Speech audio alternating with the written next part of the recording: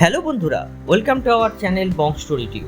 তা বন্ধুরা, আজকে তোমাদের একটা খুব সুন্দর গল্প শোনাতে চলেছি।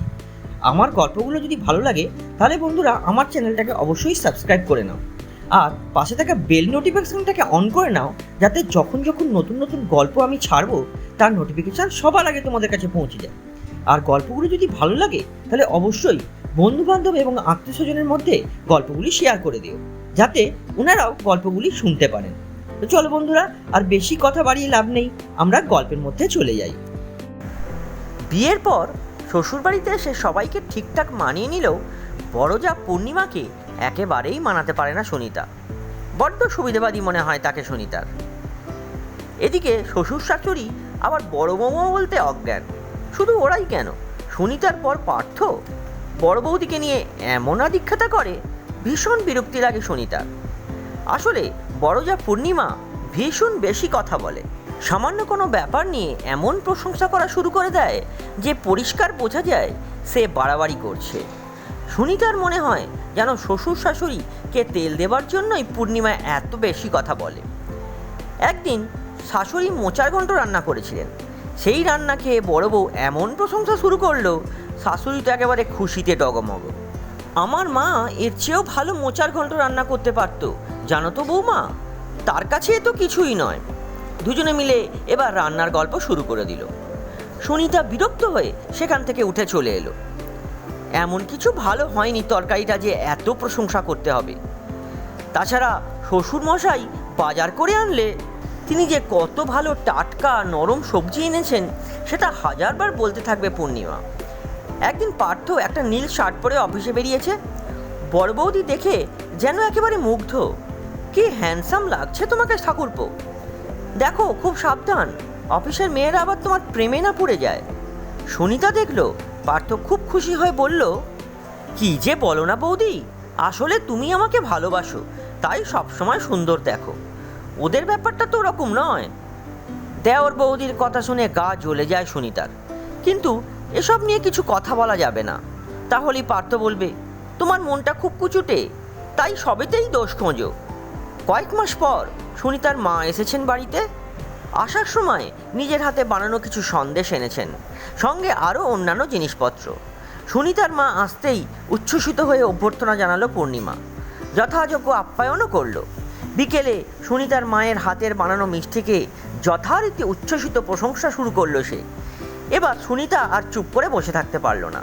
পূর্ণিমাকে আড়ালে ডেকে সে বলল, আচ্ছা দিদিভাই, তুমি যে এত প্রশংসা করছো, সত্যি কি মিষ্টিটা অতটা ভালো হয়েছে? আমার মা বানিয়েছে, তবু আমি বলছি, কারণ আমি তোমার মতো মিথ্যে কথা বলতে পারি না। এর আগেও আমি দেখেছি তুমি সবসময় সবাইকে নিয়ে এত বেশি প্রশংসা করো কেন? তাদের কাছে ভালো সাজার জন্য, তাই তো? শ্বশুর শাশুড়ির সামনে তাদের কাজের এত গুণাগুণ করো, তাদেরকে নিজের বশে রাখার জন্য, তাই না?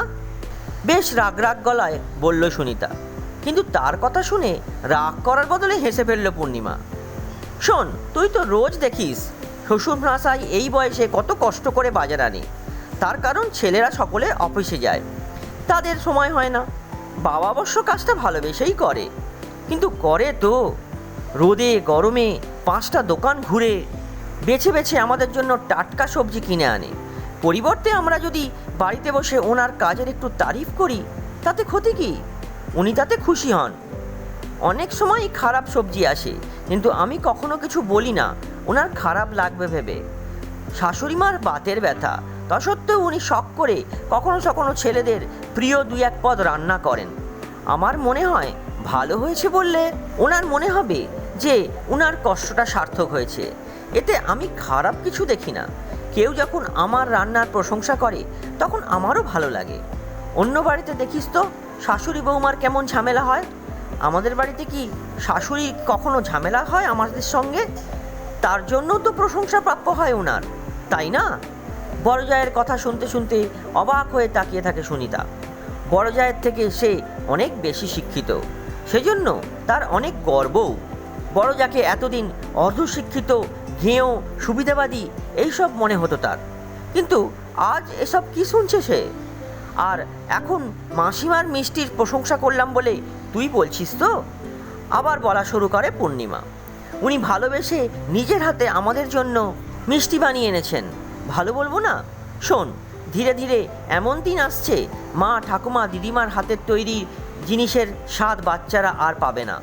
তালের বড়া, নারকেল নাড়ু থেকে শুরু করে বড়ি পর্যন্ত সব কিছুই এখন পয়সা দিয়ে কিনতে পাওয়া যায়। কেউ আর কষ্ট করে বাড়িতে বানায় না।